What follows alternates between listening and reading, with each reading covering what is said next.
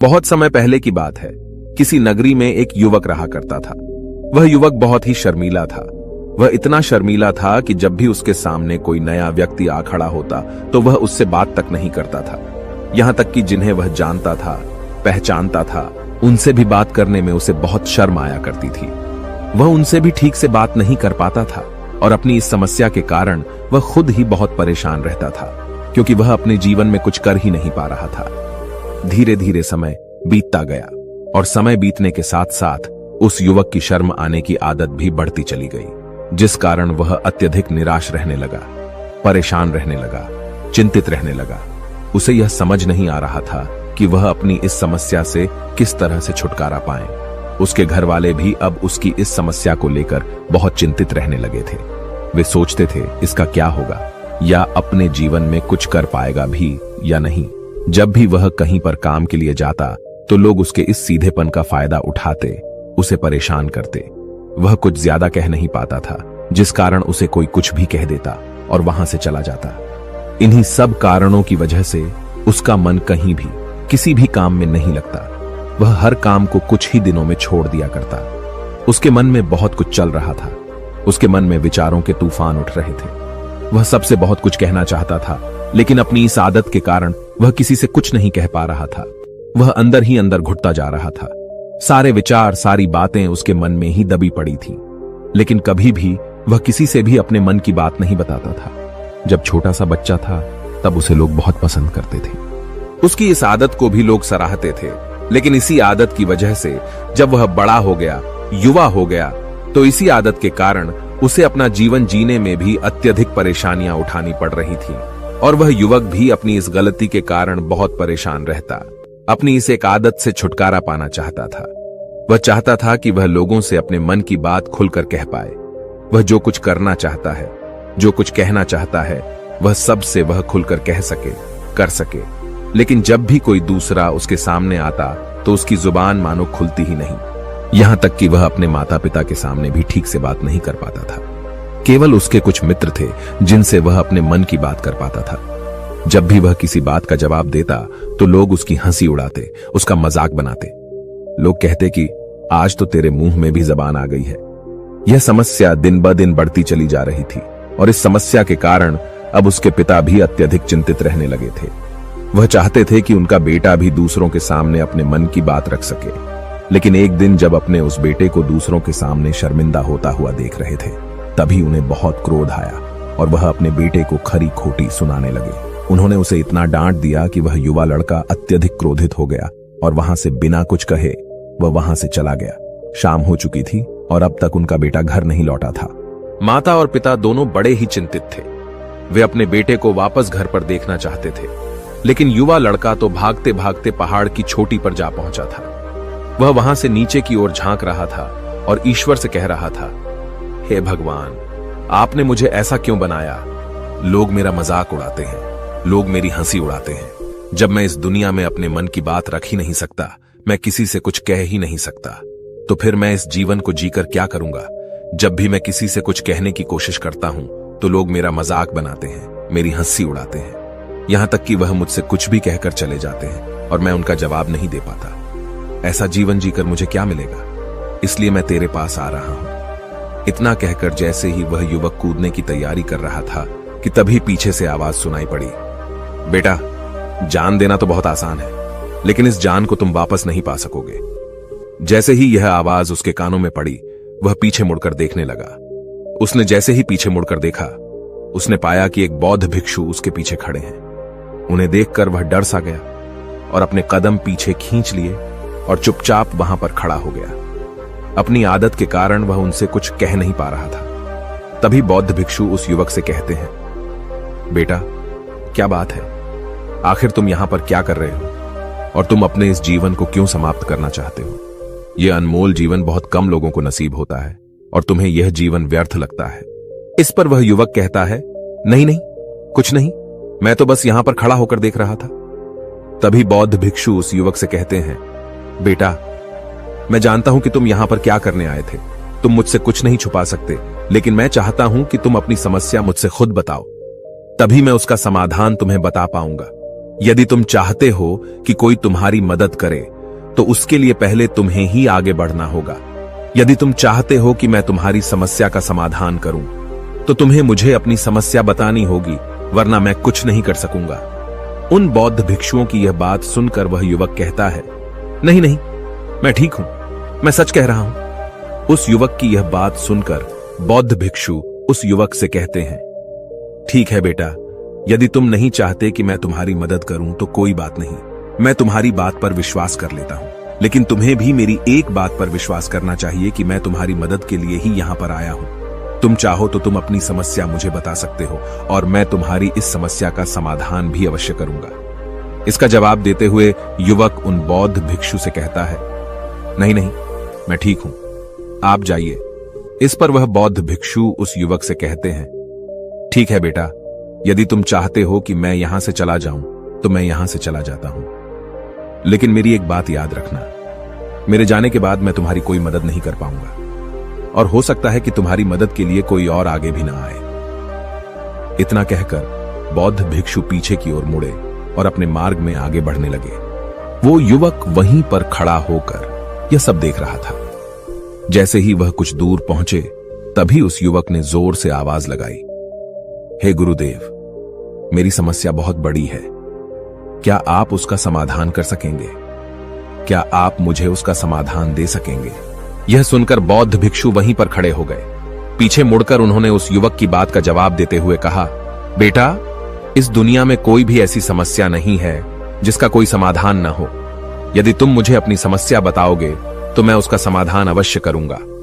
तभी वह युवक उन बौद्ध भिक्षु से अपनी समस्या बताते हुए कहता है, गुरुवर, मेरी एक बहुत बड़ी समस्या है कि मैं शर्मीला हूं, जिस कारण मैं किसी से कोई बात नहीं कर पाता।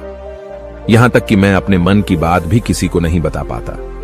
जब भी मैं किसी से बात करने की कोशिश करता हूं तो लोग मेरा मजाक उड़ाते हैं, मेरी हंसी उड़ाते हैं। जब भी मुझे कोई खरी खोटी सुनाता है, उल्टी सीधी बातें करता है, तो मैं उनका जवाब नहीं दे पाता। मैं लोगों की तरह चालाक बनना चाहता हूं, लोगों की तरह बातों का जवाब देना चाहता हूं, अपने मन की बात करना चाहता हूं। मैं इस दुनिया के साथ कदम से कदम मिलाकर आगे बढ़ना चाहता हूं। क्या इसका कोई समाधान है? उन भिक्षु ने उस युवक की सारी बातें ध्यानपूर्वक सुनी और फिर जवाब देते हुए कहते हैं, बेटा, जरूरत से ज्यादा शर्मीला होना, इसका अर्थ यह है कि तुम्हारे अंदर कोई डर है जिसे तुम पहचान नहीं पा रहे, जिस कारण उसका समाधान करने में भी असमर्थ हो। शर्म करना अलग बात है और डरना अलग।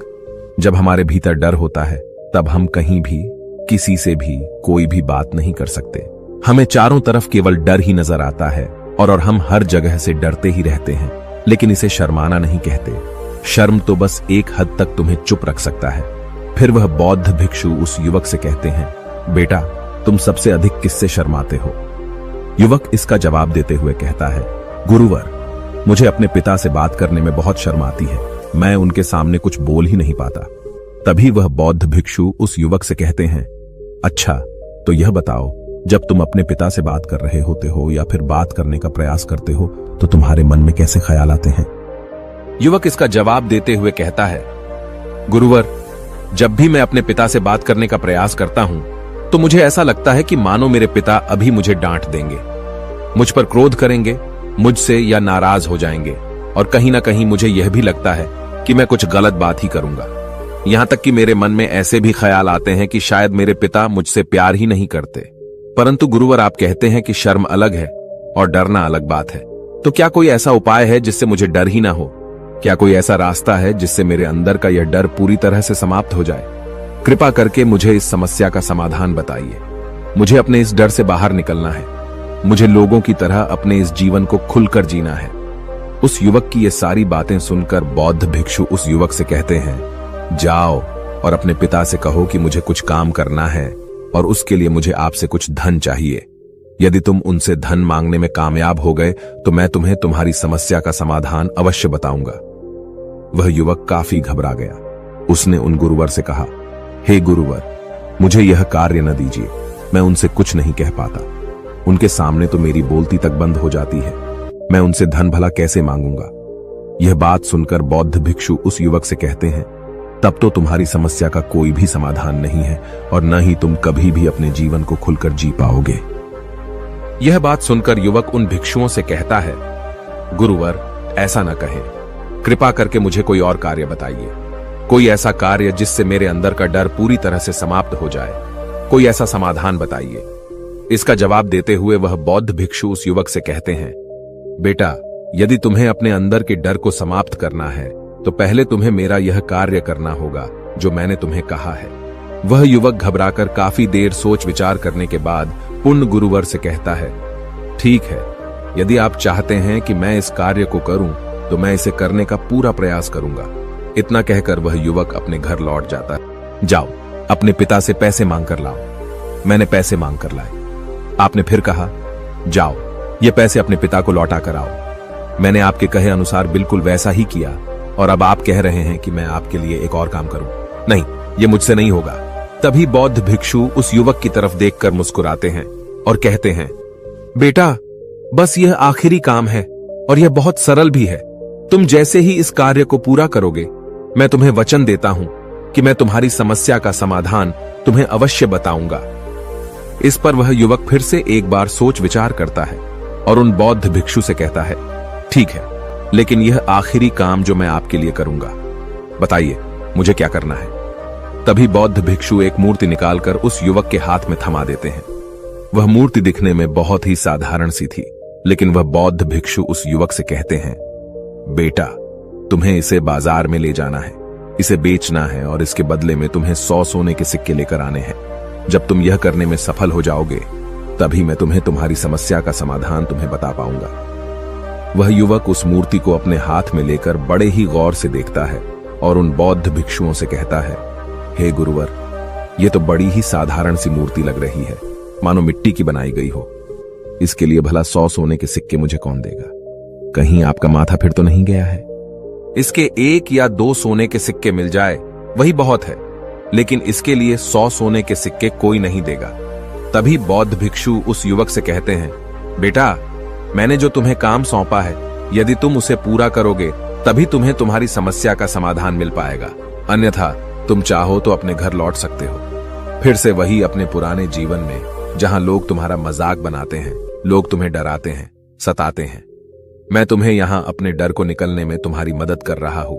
तुम मेरे यह काम करके अपने डर को धीरे धीरे भगा पाओगे। मेरे इस काम को पूरा कर दो, तुम्हें सब समझ आ जाएगा। वह युवक उन बौद्ध भिक्षुओं की बात सुनकर मन ही मन यह विचार करता है कि मुझे तो मेरी समस्या का समाधान किसी भी हालत में चाहिए, जिस कारण वह उस मूर्ति को उठाकर बाजार की ओर चल पड़ता है। बाजार पहुंचकर वह एक जगह चुपचाप उस मूर्ति को लेकर खड़ा हो जाता है और इंतजार करने लगता है कि कोई आएगा और उसे उस मूर्ति के बारे में पूछेगा, और तब वह उस मूर्ति के लिए 100 सोने के सिक्के की मांग करेगा। अगर अपने सामानों को बेच रहे थे, जोर जोर से आवाज लगा रहे थे। उसने भी सोचा, यदि मुझे अपनी इस मूर्ति को बेचना है तो मुझे भी जोर जोर से आवाज लगानी होगी। उस युवक ने चिल्लाना शुरू किया, लेकिन वह इतनी जोर से नहीं चिल्ला पा रहा था। उसकी आवाज उसे खुद तक सुनाई नहीं पड़ रही थी, तो भला उसकी आवाज को दूसरे कैसे सुनते, जिस कारण उसे कोई भी व्यक्ति खरीदने के लिए तैयार नहीं था। धीरे धीरे शाम का समय हो चुका था और उस व्यक्ति को यह डर था कि कहीं वह बौद्ध भिक्षु वहां से कहीं चला न जाए, अन्यथा उसे उसकी समस्या का समाधान कौन देगा। यह सोचकर उसने जोर जोर से आवाज लगानी शुरू की कि 100 सोने के सिक्के में यह मूर्ति ले लो।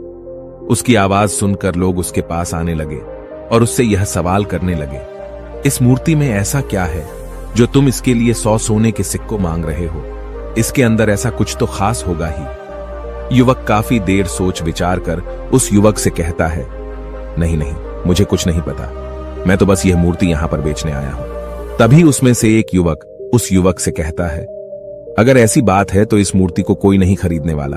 ये कई लोग उसके पास आए और सभी ने बस एक ही सवाल किया, आखिर इस मूर्ति में ऐसा क्या खास है, ऐसी क्या बात है जिसके लिए तुम सोने के सिक्के की मांग कर रहे हो। उस युवक ने से बातचीत की, उन्हें समझाने की कोशिश की, कई प्रयत्न किए, लेकिन कोई भी उस मूर्ति को 100 सोने के सिक्के देकर खरीदने के लिए तैयार नहीं था। वह निराश हो गया, उसे कुछ समझ नहीं आ रहा था कि वह क्या करे। तभी बाजार में उसने देखा कि कुछ लोग अपने सामानों की खासियत बता रहे हैं, उसे बेचने के लिए उसकी खास खास बातों के बारे में लोगों को समझा रहे हैं। यह देखकर उसने भी सोचा कि मुझे भी इस मूर्ति की कुछ खासियत लोगों को बतानी होगी। उसने फिर एक बार जोर जोर से आवाज लगानी शुरू की। समस्या का समाधान निकालने वाली मेरी गुरु की इकलौती मूर्ति, जो इस दुनिया में केवल एक ही है जिसके पास भी यह मूर्ति होगी, उसके घर में कोई समस्या नहीं होगी। यह मूर्ति उस समस्या का समाधान तुम्हें अवश्य बताएगी। यह सुनकर लोग उसके पास पहुंचने लगे और उसे यह सवाल करने लगे, क्या सच में यह मूर्ति जिसके पास होगी उसके पास कोई समस्या नहीं होगी? क्या सच में यह सभी समस्याओं का समाधान करती है? इसका जवाब देते हुए युवक कहता है, हां, सभी समस्याओं का समाधान कर देती है। यदि आप इस मूर्ति को ले जाते हैं, आपके घर में कोई भी समस्या होगी तो उसका समाधान यह आपको अवश्य बताएगी। चाहे कोई भी समस्या हो, कैसी भी समस्या हो, कैसी भी परिस्थिति हो, आपको इसका समाधान अवश्य मिलेगा। इतना सुनने के बाद अब वही एक मूर्ति सबको चाहिए थी। उस मूर्ति के दाम लगाने लगे। कोई उसे 200 सोने के सिक्के तो कोई 400, कोई 600 तो कोई 1000 सोने के सिक्के देने के लिए तैयार था। उस मूर्ति की कीमत लगातार बढ़ती जा रही थी। जैसे जैसे लोगों को पता चलता जा रहा था कि यह मूर्ति लोगों की समस्या का समाधान करती है, लोग उसे किसी भी कीमत पर खरीदने के लिए तैयार हो गए थे।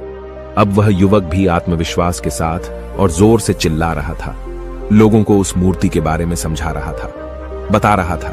अब उसके मन में कोई डर नहीं था। वह लोगों को उस मूर्ति के बारे में पूरे आत्मविश्वास के साथ, बिना घबराए, उस मूर्ति की खासियत बताने में लगा हुआ था, जिस कारण लोग उस पर भरोसा कर रहे थे। और वह भरोसा लोगों की नजरों में नजर भी आ रहा था। जैसे जैसे अंधेरा होता गया, लेकिन लोगों की भीड़ मानो कम होने का नाम ही नहीं ले रही थी। लोग उस मूर्ति को खरीदना चाहते थे। उस युवक ने जोर से आवाज लगाई कि मुझे क्षमा करें, यह मेरे गुरु की मूर्ति है और मैं इसे बेचना नहीं चाहता। इतना कहकर वह युवक उस मूर्ति को लेकर वापस खाली हाथ लौट आया और उन गुरुवर के पास पहुंचा और उन गुरुवर से कहने लगा, हे गुरुदेव, आपका बहुत बहुत धन्यवाद। इस मूर्ति ने मेरी समस्या का समाधान कर दिया। मुझे समझ में आ गया कि मेरी क्या समस्या थी। हालांकि मैं इसे बेचकर सोने के सिक्के तो आपके लिए नहीं ला पाया, लेकिन मुझे मेरी समस्या का समाधान अवश्य मिल गया। आपका बहुत बहुत धन्यवाद। इस बात को सुनकर बौद्ध भिक्षु उस युवक से कहते हैं, बेटा, मैंने तुम्हारी समस्या का समाधान नहीं किया है। तुमने तो खुद ही अपनी समस्या का समाधान किया। अपनी समस्या तुमने खुद ही सुलझाई है। तुम्हारे मन में हजारों सवाल थे। मैं यह करूंगा तो लोग क्या कहेंगे, मेरे बारे में क्या सोचेंगे? यदि मैं अपना मुंह खोलूंगा तो लोग मेरे पर हंसेंगे। यदि मैंने मुंह खोला तो मैं कुछ गलत ही करूंगा। ऐसे कई सारे विचार तुम्हारे मन में थे। ऐसे कई सारे डर तुमने अपने मन में पाल रखे थे। लेकिन जब इस मूर्ति के बेचने के दौरान तुमने उन हजारों लोगों का सामना किया, उनके सामने खुलकर अपनी बात रखी, उनके सामने खुलकर वह कहा जो तुम्हें कहना था, तो तुम्हारे मन का डर खुद खुद समाप्त हो गया। जिसे तुम शर्माना कहते थे, वो अपने आप ही तुम्हारे भीतर से कहीं गायब हो गया। युवक अपने गुरु की यह बात सुनकर अपने गुरुवर से कहता है, गुरुवर, आप सही कहते हैं। आपने आज मेरे मन में वो विश्वास जगा दिया है जिसे मैं अब अपने जीवन में कुछ भी हासिल कर सकता हूं। आपका बहुत बहुत धन्यवाद। डर को धीरे धीरे खत्म करने से ना ही आपको शर्म आएगी और ना ही डर लगेगा। और जब आपके भीतर का डर हमेशा के लिए समाप्त हो जाएगा, तो आप अपने जीवन में जो भी कुछ करना चाहते हैं, जो भी कुछ पाना चाहते हैं, उसका रास्ता आपके लिए पूरी तरह से साफ हो जाएगा और आप अपने मार्ग पर तेजी से आगे की ओर बढ़ने में सक्षम भी हो जाएंगे। इसलिए लोग क्या कहते हैं, क्या कहेंगे, ये सब छोड़ दीजिए और खुद पर विश्वास कीजिए, क्योंकि आप ही हैं जो अपने इस डर का सामना कर सकते हैं। अगर आप किसी ऐसे व्यक्ति को जानते हैं जो हर वक्त शर्माता है या अपनी बात खुलकर लोगों के सामने नहीं रख पाता, तो ये वीडियो उनके साथ शेयर करना ना भूलें। दोस्तों, उम्मीद है कि आपने आज के इस वीडियो से जरूर कुछ न कुछ सीखा होगा। ऐसी ही ज्ञान से भरपूर कहानियां सुनने के लिए सब्सक्राइब करें। तब तक के लिए अपना ख्याल रखें। नमो बुद्धाय।